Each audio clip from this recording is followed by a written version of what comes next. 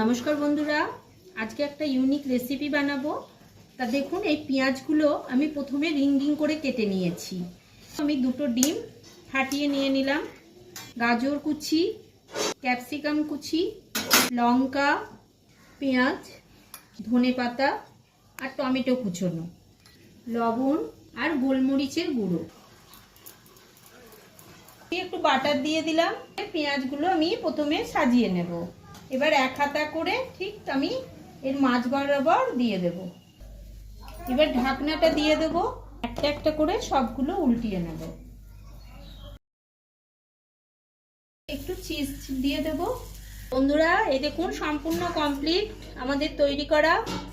আপনারাও বাড়িতে কিন্তু এইভাবেই তৈরি করবেন, দেখবেন ভীষণ ভালো লাগবে, বাচ্চাদের তো ভীষণ ভালো লাগবে।